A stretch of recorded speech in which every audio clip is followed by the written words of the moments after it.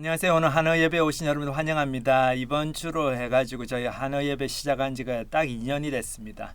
거의 2년이 됐는데 세월이 너무 빨리 가죠. 코비드 때문에 시작했는데 이제 한번 시작하니까 뭐 이제 참 그만하기도 그렇고 또 여러분들 중에서 또 매주마다 이렇게 말씀 들으려고 이렇게 로그인 하시고 그런 분들이 있다는 또 소식을 늘 듣기 때문에 저도 참 거기에 감사드리면서 계속 하나님 말씀 전하고 있습니다. 너무 특권이죠. 너무 정말 개인적으로도 축복이고 또 저하고 함께 말씀 전하는 우리 김영재 형제, 김세별 형제 또 이번 달부터 또 우리 성신 형제가 다시 조인을 하게 됐습니다. 한국말도 잘하지만 영어를 더 잘하는 형제들인데 다 그래도 또 한국말로 하나님 말씀 전할 수 있는 기회를 소중하게 생각하고 또 그렇게 섬기고 있어가지고 너무 감사드립니다. 이번 주하고 지난 주가 저희가 굉장히 바빴어요. 지금도 좀 바쁜데 그래서 옷이 좀 복장이 좀 이렇습니다. 저희 그레이스 포인트 펠로십 처치 그 본교회가 있는 캘리포니아 알라메다에 이 모든 이 사역자들 평신도 사역자들이 다 모여가지고 형제들 수양회를 먼저 했고 그게 이제 지난 주말에 했습니다. 한 700여 명 정도 모여가지고 같이 좀 은혜스러운 수양회를 했고 이번 주말은 또 이제 자매들이 또 비슷한 숫자의 자매들이 모여가지고 수양회를 하는데 저는 이제 계속 남아가지고 그 자매들 수양회 하는 거를 도와주고 음식 하는 거 청소하는 거 부엌일 그런 것들을 지금 많이 돕고 있습니다.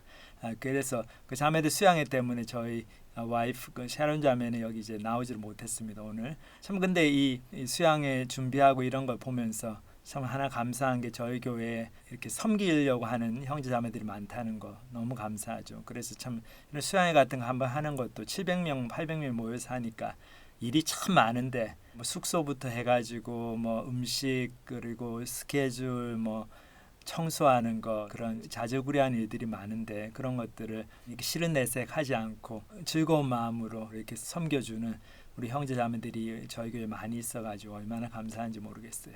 그리고 저희 목사님부터 해가지고 교육자들부터도 우리가 먼저 섬김의 본을 보여야 되겠다. 그래서 다 섬기려고 애를 쓰고 있고 그런 모습 보면서 저도 개인적으로 도전을 많이 받고 저 자신도 그런 삶을 살아야 되겠다. 그런 다짐을 해봅니다. 저희 돌아가신 한경진 목사님, 우리 영락교회 원로 목사님이 오래 계시고 우리 한국교회에서는 참 교단을 초월해가지고 너무 존경받는 그런 신앙의 어른이셨죠.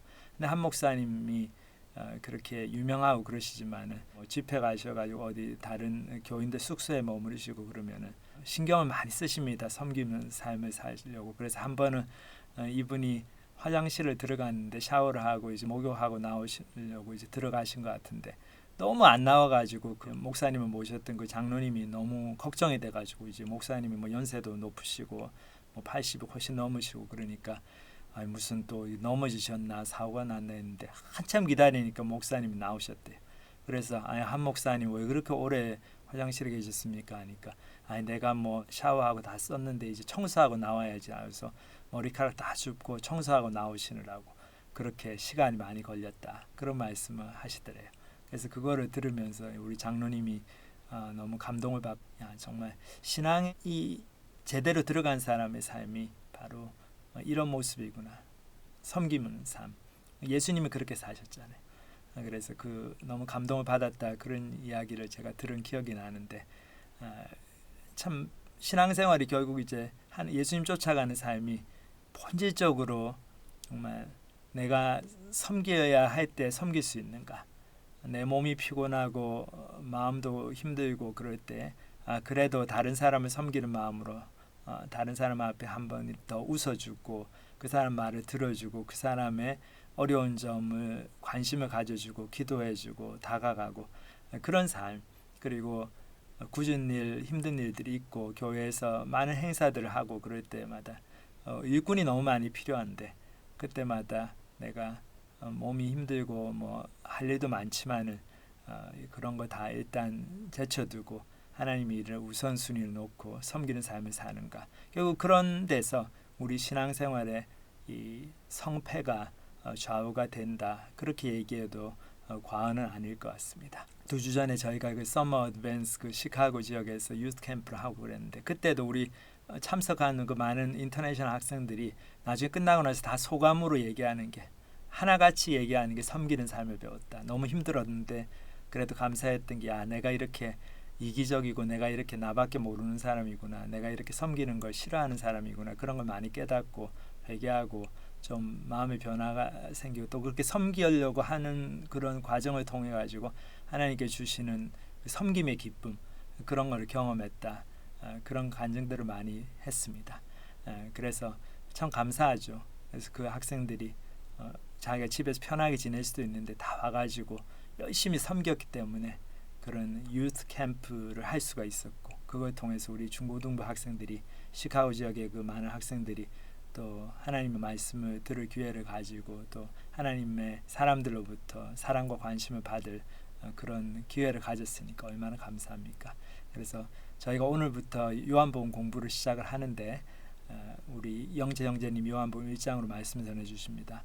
정말 이 요한복음 공부가 정말 생명 되신 예수님이 우리 마음속에 정말로 들어오셔가지고 우리의 삶을 바꿔주시고 그 바꿔진 삶의 그 증표가 뭔가 결국 섬기는 삶.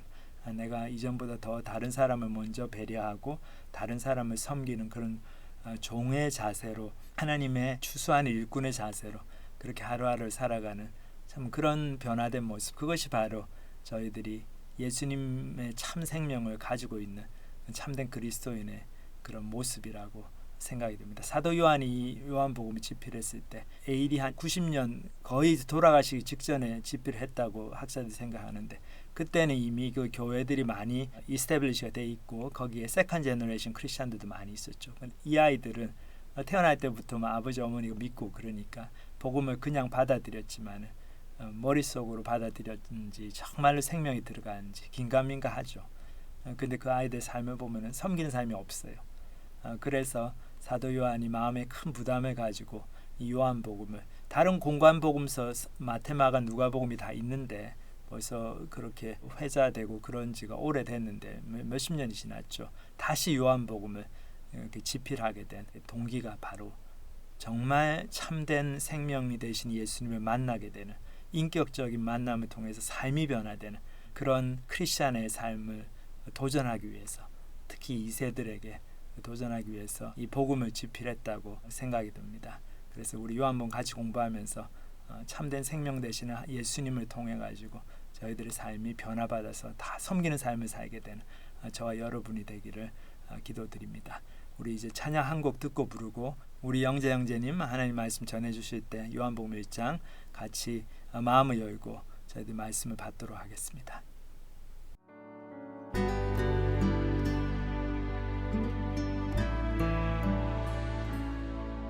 내가 주인 삼은 모든 것 내려놓고 내 주 되신 주 앞에 나가 내가 사랑했던 모든 것 내려놓고 주님만 사랑해 내가 주인 삼은 모든 것 내려놓고 내 주 되신 주 앞에 나가 내가 사랑했던 모든 것 내려놓고 주님만 사랑해 주 사랑 거친 풍랑에도 깊은 바다처럼 나를 잠잠케 해 주 사랑 내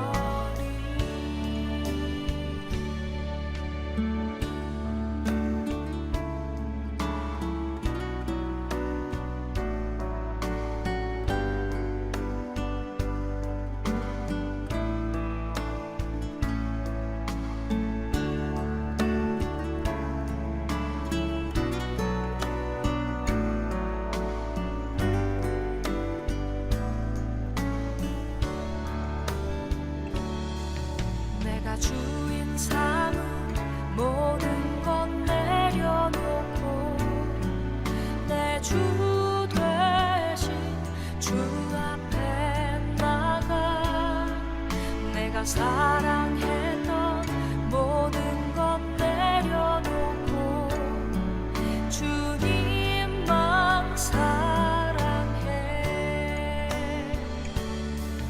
내가 주인 삼은 모든 것 내려놓고 내 주 되신 주 앞에 나가 내가 사랑했던 모든 것 내려놓고 주님만 사랑해. 주 사랑 거친 풍랑에도 깊은 바다처럼 나를 잠잠케 해. 주 사랑 내 영혼의 반석 그 사랑 위에 서리. 주 사랑 거친 풍랑에도 깊은 바다처럼 나를 잠잠케 해. 주 사랑 내 영혼의 반석 그 사랑 위에 서리. 그 사랑 위에 서리. 그 사랑 위에 서리.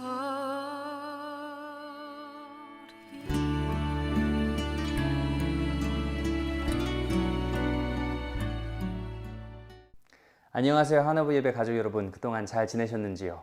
이제 오늘은 참 특별한 날입니다. 저희 두 가지 의미에서 특별한데, 이제 첫째로는 오늘이 바로 저희가 같이 예배를 드린 지 꼭 2년이 되는 날입니다. 이제 코로나로 인해 저희가 집 밖을 나가는 것이 한참 어려웠을 시기에 이렇게 원격으로 같이 예배를 드릴 수 있으면 좋겠다는 생각에 이제 김철현 전도사님의 마가복음 공부 중심으로 저희가 같이 예배를 시작했죠. 이제 되돌아보니 감회가 새롭고 여태까지 인도하신 하나님께 감사와 영광을 돌립니다. 이제 저희가 기억을 더듬어 보면 처음에 마가복음부터 시작해서 이제 출애굽기, 또 사도행전, 창세기 이렇게 신약에서 한 권, 구약에서 한 권 이렇게 번갈아 가면서 공부를 했습니다. 이제 오늘부터는 저희가 또 새로운 책을 공부할 텐데 이제는 다시 신약으로 넘어와서 사복음서 중 하나인 요한복음을 같이 공부하겠습니다. 이제 2년 전에 공부한 마가복음도 사복음서 중 하나였죠. 이제 마태, 마가, 누가복음 이렇게 셋은 이제 보는 관점이 같다라고 해서 공관복음이라고 하는데 비슷한 내용이 굉장히 많습니다. 그런데 요한복음은 이 공관복음에는 없는 내용이 많이 담겨 있습니다. 이제 보충적 성격을 띠고 있는데 이제 앞으로 몇 주간 같이 공부하면서 예수님은 누구신가? 복음의 핵심 대신 예수 그리스도를 정확히 알게 되는 계기가 되었으면 좋겠습니다. 결국 기독교 신앙은 우리가 예수님을 어떻게 바라보고 예수님을 어떻게 이해하고 그에게 어떻게 반응할 것인가 이것으로 귀결됩니다. 결국은 예수님입니다. 성경에서 가장 유명한 구절, 예수 믿지 않는 분들도 한 번쯤은 이제 들어봤을 만한 구절. 하나님이 세상을 이처럼 사랑하사 독생자를 주셨으니 이는 누구든지 그를 믿는 자마다 멸망치 않고 영생을 얻게 하려 하심이라. 요한복음 3장 16절의 핵심도 결국에는 예수님이죠. 이제 그러면 복음의 핵심, 기독교 신앙의 핵심이신 예수님을 요한복음 통해 같이 공부하도록 하겠습니다. 요한복음은 예수님의 12제자 중 하나인 사도 요한이 쓴 책입니다. 그러면 사도 요한은 왜 요한복음을 쓴 것일까요? 누구나 책을 쓸 때는 그 저자가 책을 쓰게 된 동기, 그 책을 통해 결국 던지고 싶은 메시지가 있기 마련이죠. 사도 요한이 책의 끝머리에 바로 그 의도를 밝혀놓았습니다. 요한복음 20장 30절부터 31절입니다. 예수께서 제자들 앞에서 이 책에 기록되지 아니한 다른 표적도 많이 행하셨으나 오직 이것을 기록함은 너희로 예수께서 하나님의 아들 그리스도이심을 믿게 하려 함이요 또 너희로 믿고 그를 힘입어 얻게 하려 함이니라. 예수님께서 이 세상에 오시고 약 30년 남짓한 인생을 살다가 가셨어요. 그리고는 베드로와 요한과 같은 이런 평범한 사람들을 제자 삼으셨죠. 그러니까 이들이 가장 가까운 거리에서 예수님을 경험한 사람들인데 이 사람들이 보니까 예수님이 보통 분이 아니에요. 그러니까 자신을 하나님과 동격이라고 하셔요. 그리고 또 병든 자를 고치시고 눈먼 자의 눈을 뜨게 하셔요. 그리고는 인류의 죄 문제를 해결하기 위해서 자신이 십자가에 달려 죽고 장사된 지 사흘 만에 부활하겠다라는 이상한 예언을 3번씩이나 하시고 또 실제로 그 예언을 이루세요. 또 게다가 수백 년 전 쓰여진 구약 성경의 내용도 이렇게 종합해 보니까 이 모든 게 하나씩 다 맞아 떨어지는 거예요. 아, 이분 정말 하나님이시구나. 이 사람들이 깨달은 거죠. 그러니까 한마디로 예수님과 만났던 그 경험들이 너무 압도적인 것입니다. 그러니까 그 경험들을 어떻게든 후대에 남겨야겠는데 그런데 예를 들어 누가 당신 어떤 사람입니까? 라고 물으면 그 일일이 다 얘기하기가 불가능하지 않습니까? 저는 1992년 8월 23일 새벽 2시 30분에 연세대 세브란스 병원에서 태어나서 이렇게 얘기하지 않잖아요. 그러니까 그래서 사도 요한이 취사 선택, 그러니까 취할 건 취하고 버릴 건 버리는데 이제 어떤 이야기를 취하고 어떤 이야기를 버릴 건가에 대한 많은 고민이 있었겠죠. 예수님에 대한. 이제 그래서 예수님께서 행하신 표적이 정말 많지만 사도 요한이 생각하기에 가장 중요한 것들, 그러니까 이것만 제대로 알고 믿으면 예수 그리스도가 정말 하나님의 아들임을 알 수 있고 또 그로 인해 생명을 얻을 수 있다. 그래서 예수님께서 행하신 7가지 표적을 중심으로 이 책을 씁니다. 여기서 이제 표적은 단순한 기적이 아니라 무언가를 드러내 보이기 위한 것입니다. 그러니까 무엇을? 그러니까 예수님은 하나님의 아들이라는 사실 말입니다. 공관복음의 핵심이 예수님의 행적을 통해 밝혀진 하나님의 나라와 천국 복음이었다면 요한복음은요, 그러한 예수님을 믿을 겁니까? 믿을 겁니까? 이제 결국 우리에게 묻는 책입니다. 그러면 오늘부터 천천히 저희가 같이 공부할 텐데 오늘 본문 읽기 전에 잠깐 기도드리고 시작하겠습니다. 하나님, 저희가 오늘부터 이제 요한복음 공부 시작합니다. 저희가 요한복음 통해서 예수님을 더 잘 알게 되길 소망합니다. 예수님의 삶과 그분의 정체, 또 예수님의 말씀을 통해서 하나님께서 저에게 하고 싶은, 전달하고 싶은 메시지가 있다는 것을 잘 알고 있습니다. 저희가 그 메시지를 잘 캐치해내기를 원합니다. 저희가 겸손한 마음으로 말씀 공부할 때에 저희의 마음 활짝 열어주셔서 예수님의 구주 되심과 우리의 주인 되심을 다시 한번 고백할 수 있기를 소망합니다. 예수님 이름으로 기도드렸습니다. 아멘. 네, 이제 오늘 본문은 1장 1절부터 18절까지인데 요한복음의 서론이라고 생각하시면 되겠습니다.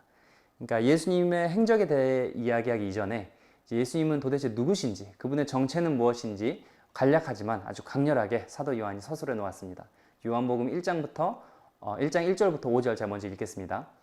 태초에 말씀이 계시니라. 이 말씀이 하나님과 함께 계셨으니 이 말씀은 곧 하나님이시니라. 그가 태초에 하나님과 함께 계셨고 만물이 그로 말미암아 지은 바 되었으니 지은 것이 하나도 그가 없이는 된 것이 없느니라. 그 안에 생명이 있었으니 이 생명은 사람들의 빛이라. 빛이 어둠에 빛이 돼 어둠이 깨닫지 못하더라. 1절에 보니까 태초에 말씀이 계시니라로 시작을 하죠. 또 2절에 보니 그가 태초에 하나님과 함께 계셨고, 처음에 딱 들으면 창세기 1장 1절 태초에 하나님이 천지를 창조하시니라가 문득 떠오르죠. 태초에 말씀이 또는 태초에 하나님이. 여기서 태초는 아주 오래오래 전에라고 생각하는 것이 쉽겠지만 실은 그보다 좀 더 복잡한 상위 개념입니다. 그러니까 시간을 아무리 더 돌려도 인간이 도달할 수 없는, 헤아릴 수 없는 신비의 시간. 공간뿐만 아니라 시간의 제약 또한 받으시지 않는 하나님께서 거주하셨던 이런 신비의 시간, 태초입니다. 마태복음 1장에 보면 예수님의 족보를 이야기하면서 쭉 거슬러 올라가 아브라함까지 갑니다. 이제 누가복음 1장에도 비슷한 족보가 나오는데 거기서는 아브라함을 거슬러서 최초 인류인 아담까지 갑니다. 그런데 오늘 요한복음에는 더 근본적인 자리, 태초까지 가는데요. 그러니까 엄청난 스케일이죠. 그러면 여기서 이제 사도 요한이 전달하고자 하는 메시지는 무엇일까요? 예수님을 바로 알려면 우리가 살고 있는 세상과 이 세상을 구성하고 있는 것들만 이해하고서는 불가능하다. 그러니까 예수님을 바로 아는 것은 이 세상을 초월하는 시작점, 태초, 즉 태초에 천지를 지으신 하나님을 바로 아는 것과 같다. 이 말을 하고 싶은 겁니다. 그러니까 예수님을 바로 알려면 하나님을 바로 알아야 하고 하나님을 바로 아는 방법은 예수님을 바로 아는 것. 그러니까 예수님은 누구신가? 저희가 다시 한번 생각해 볼 필요가 있습니다. 예수님을 단순히 좋은 선생님 정도로만 이해하고 있는 분들이 많죠.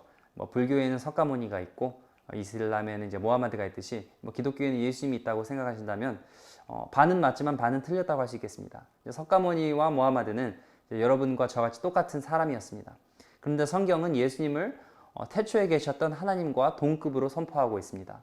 그러니까 한마디로 기독교가 말하고자 하는 것은 예수님이라는 좋은 인간 선생님의 가르침을 따르며 이 한 인생 그냥 잘 살아보면 그만이다 정도가 아니라 예수님을 믿는다는 것은 그분이 몸소 인간이 되신 하나님이라는 사실을 믿는 것이며 이 때문에 예수님께서 하신 말씀에 귀 기울이는 것은 만물의 창조주이신 하나님의 말씀을 듣는 것과 같다라는 엄청난 말을 하고 있는 겁니다.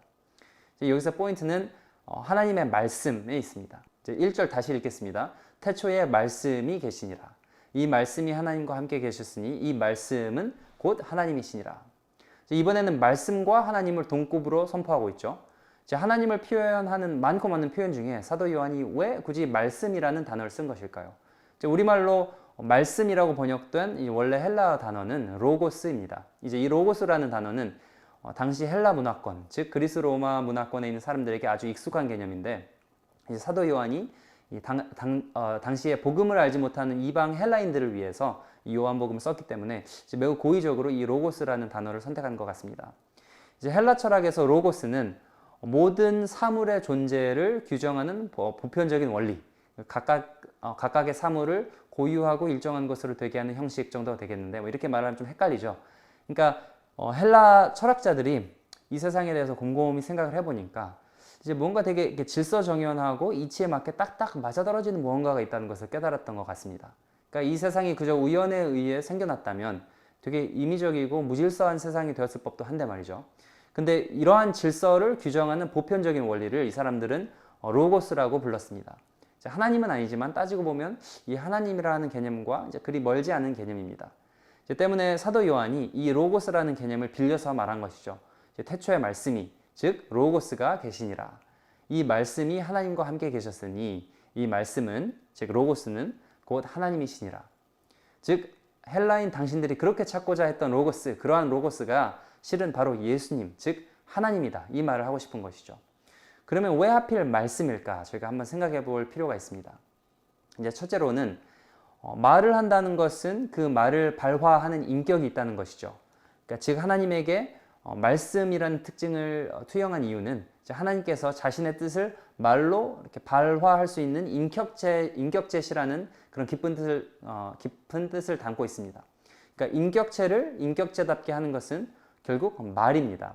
이제 일반 사물들은 말을 하지 않죠. 이제 말을 한다는 것은 결국 내 뜻을 내가 아닌 너에게 이렇게 전달할 수 있다는 말인데 예수님이 곧 하나님의 말씀이라는 의미는 하나님께서 하나의 인격체로서 우리 인간을 인격적으로 대하시는데 우리에게 당신의 뜻을 전달하시는 또 전달하고 싶어 하시는 그러한 하나님이라는 뜻을 담고 있습니다.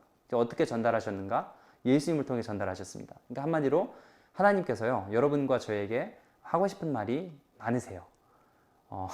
여러분 혹시 그 자녀나 누구에게 꼭 하고 싶은 말이 있는데 어떤 이유로 내 뜻을 전달할 수 없을 때 어떤 기분이 드십니까? 되게 답답하잖아요. 그러니까 하나님께서요 여러분과 저뿐만 아니라 모든 인류에게 꼭 하고 싶은 말이 되게 많으세요.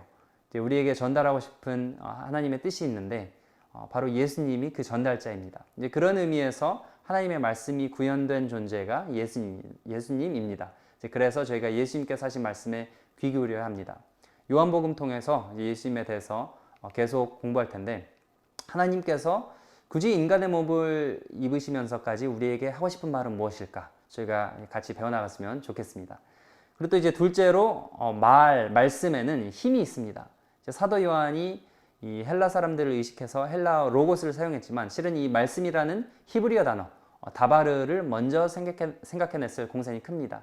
구약 성경에서 하나님의 말씀 다바르는 이제 에너지로 가득 찬 말씀을 뜻하는데 이게 그냥 막 내뱉는 말이 아니라 그러니까 즉 하나님께서 말을 하시면 구약 성경에 보면 사건이 발생하죠. 그러니까 창세기 1장에서도 보면 하나님께서 말씀으로 온 세계를 창조하셨습니다.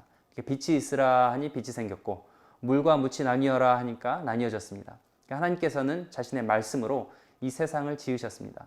이제 우리나라 속담에도 이제 말이 씨가 된다라는 말이 있죠. 때문에 우리의 말에도 이렇게 힘이 있다는 것을 저희가 잘 알고 있습니다. 사랑합니다. 고맙습니다. 제가 잘못했습니다. 용서해 주세요. 이러한 말들이 사람들을 움직입니다. 실망이야, 뭐 너까짓 게 이러한 말들은 사람을 허물죠. 그러니까 저희가 말로써 세상을 짓고 또 말로써 세상을 허문다는 사실을 깨달으면 저희가 말을 함부로 하지 못할 것 같습니다. 이제 이 부분 정리하겠습니다. 이제 말에는 발화자의 인격과 뜻이 담겨 있다는 사실, 로고스, 즉 하나님께서 저에게 하고 싶은 말이 많으신데 저희는 그럼 어떠한 마음으로 하나님의 말씀을 경청하고 예수님에게 집중하는가? 또 이제 말에는 힘이 있다는 사실, 이제 하나님의 말씀 다발을 때문에 우리가 우리의 말을 조심히 또 의도적으로 허물지 않고 지어나가는 방향으로 사용하고 있는지 저희가 여기서 배울 수 있는 점입니다. 다음입니다. 이제 3절이었죠. 만물이 그로 말미암아 지은 바 되었으니 지은 것이 하나도 그가 없이는 된 것이 없느니라. 그러니까 만물이 예수님 곧 하나님으로 말미암아 지은 바 되었다.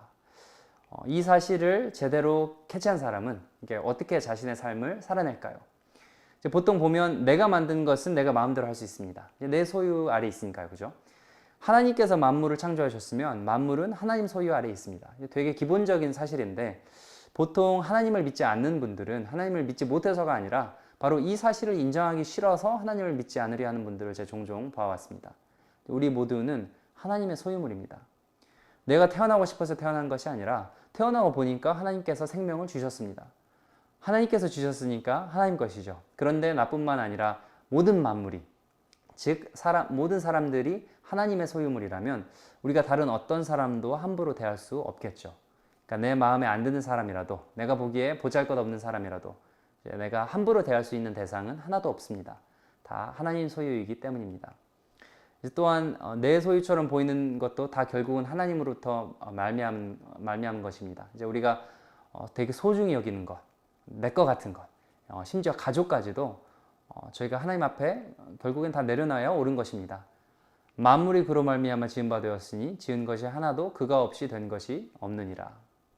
저희 삶에 적용되는 부분이 굉장히 많은데 이번 기회에 내가 하나님 것을 내 것처럼 여기지는 않았나 저희가 묵상해보는 계기가 되었으면 좋겠습니다. 네, 계속 보겠습니다. 이제 4절에서 5절이었죠. 그 안에 생명이 있었으니 이 생명은 사람들의 빛이라. 빛이 어둠에 빛이 돼 어둠이 깨닫지 못하더라. 여기서는 빛이라는 단어를 중심으로 제가 살펴보겠습니다. 사도 요한이 말합니다. 예수님은 빛이시다. 빛이 어둠에 빛이 돼 어둠이 깨닫지 못하더라. 그럼 이제 빛의 속성에는 무엇이 있을까요? 그러니까 첫째로 빛이 있어야만 저희가 가야 할 길을 밝히 볼 수 있겠습니다. 그죠? 그러니까 요한이 하고자 하는 말은 지금 세상이 어둠 가운데 있고 사람들이 어디로 가야 할지를 모른다는 것입니다. 그러니까 자신의 하나님의 형상으로 지음받았다는 것을 망각한 나머지 어떠한 기준으로 또 어떠한 방향으로 나아갈지를 모른다는 것입니다. 사람들이. 그래서 예수님께서 빛으로 오셨습니다. 예수님을 보면 하나님을 알고 하나님을 바로 알게 되면 내가 누구인지를 알게 됩니다. 아, 내가 밥만 먹으라고 이 세상에 온 것이 아니구나. 내가 이 세상에 온 까닭이 있구나. 그 까닭을 예수님께서 제시해 주십니다. 우리에게 새로운 이 아이덴티티를 입혀주시죠. 그러니까 예수님을 모르면요, 인생을 그냥 적당히 살다가 갈 수는 있어도 그러니까 진리대로 살지는 못합니다. 왜 그럴까요? 빛의 두 번째 속성과 관련이 있습니다. 이제 둘째로 빛에는 숨겨진 것들을 들추어내는 힘이 있습니다. 우리가 어둠 속에 있으면 더러운 것, 깨끗한 것 구분이 잘 안 되죠. 근데 빛을 밝히면 더러운 것, 추한 것, 굳이 들추어내고 싶지 않은 것 다 보이게 되어 있습니다. 예수님께서 바로 이 빛으로 오셨다는 사실입니다. 예수님께서는 어떻게 사는 것이 잘 사는 것인지, 어떻게 사는 것이 잘 못된 것인지 가르치셨습니다. 하나님의 기준을 제시하셨죠.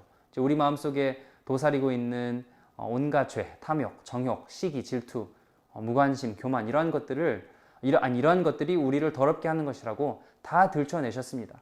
빛으로 오신 예수님의 말씀을 통해 저희 마음을 이렇게 비추어 보면 결국에는 저희 모두 다가 죄인이라는 사실이 보이기 시작합니다. 그리고 저희의 죄가 보이기 시작하면 십자가가 보이기 시작하고요. 십자가가 보이기 시작하면 그 위에 달리신 예수님이 보이기 시작합니다. 하나님의 용서가 보이기 시작합니다.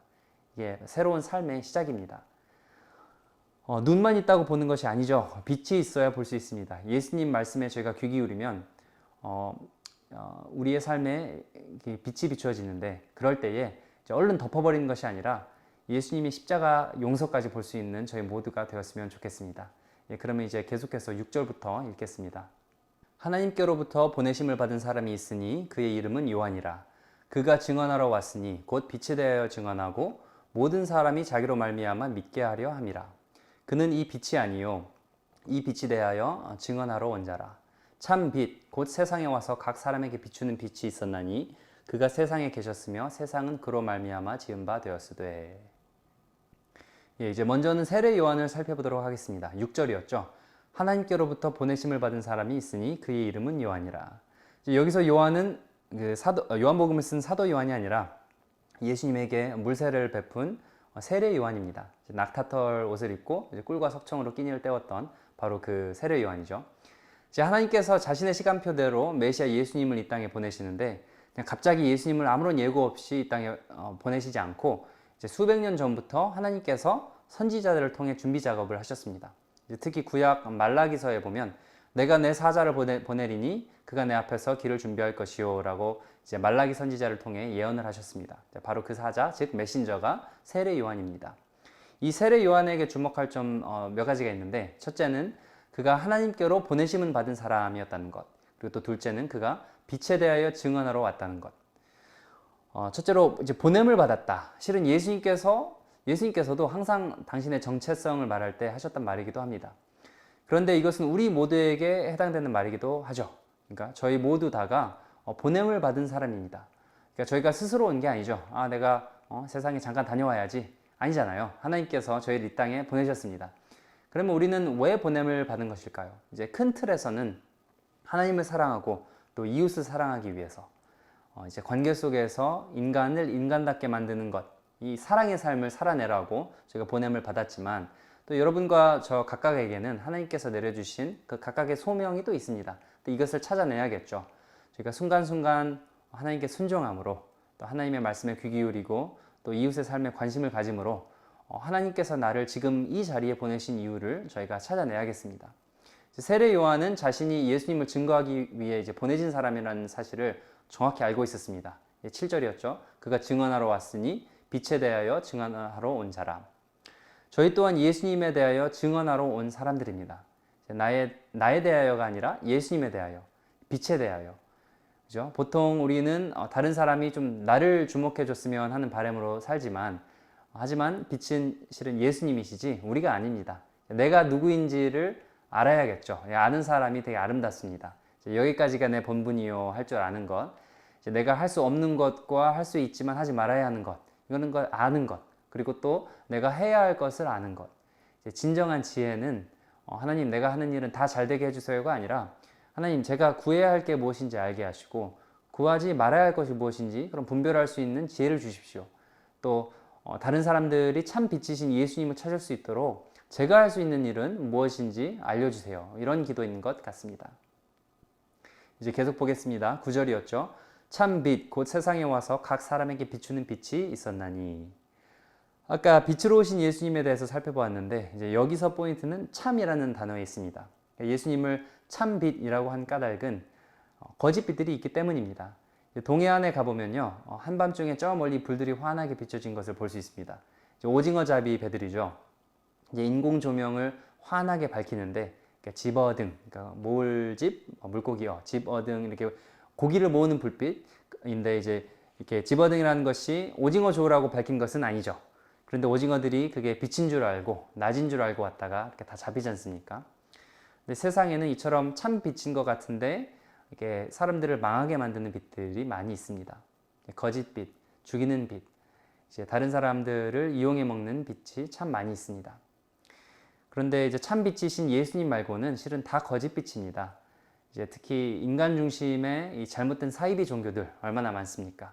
그런데 꼭 종교가 아니더라도 이 세상에 우리에게 야, 이게 빛이다, 이게 좋은 거다 라고 제시하는 것들이 굉장히 많은데, 우리를 하나님께로 가까이 나가게 하지 못하면 결국에는 우리를 죽이는 빛입니다. 그래서 저희가 영적인 분별력이 참 중요한 것 같습니다. 하나님 참 빛과 거짓 빛을 구별해낼 줄 아는 그런 지혜와 분별력을 허락해 주세요. 저희가 모두가 이렇게 기도드렸으면 좋겠습니다. 그럼 이제 9절부터 다시 계속 읽겠습니다. 참 빛 곧 세상에 와서 각 사람에게 비추는 빛이 있었나니 그가 세상에 계셨으며 세상은 그로 말미암아 지은 바 되었으되 세상이 그를 알지 못하였고 자기 땅에 오매 자기 백성이 영접하지 아니하였으나 영접하는 자 곧 그 이름을 믿는 자들에게는 하나님의 자녀가 되는 권세를 주셨으니 이는 혈통으로나 육정으로나 사람의 뜻으로 나지 아니하고 오직 하나님께로부터 난 자들이니라. 참 빛으로 오신 예수님. 그런데 이러한 예수님을 이제 알아보는 사람들과 알아보지 못하는 사람들, 이렇게 모든 사람은 결국 이렇게 두 부류로 나누어집니다. 11절이었죠. 자기 땅에 오신 예수님을 자기 백성이 알아보지 못하고 영접하지 아니하였다. 하지만 영접하는 자, 곧 그 이름을 믿는 자들에게는 하나님의 자녀가 되는 권세를 주셨다.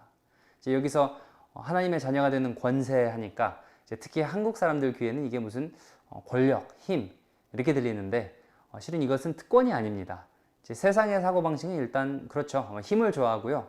이제 특권, 권세, 권력을 좋아합니다. 힘 있는 사람과 그러지 못한 사람 구분해내기를 좋아합니다. 13절에 나오는 혈통 이런 거 따지기 되게 좋아하죠. 이제 당시 유대인들이 자신들의 혈통을 주장하면서 이제 굉장히 오만하게 굴었습니다. 이제 우리는 자자손손 하나님을 따른 백성이다. 때문에 너희 이방인들하고는 수준이 다른 사람이다. 이런 식으로요.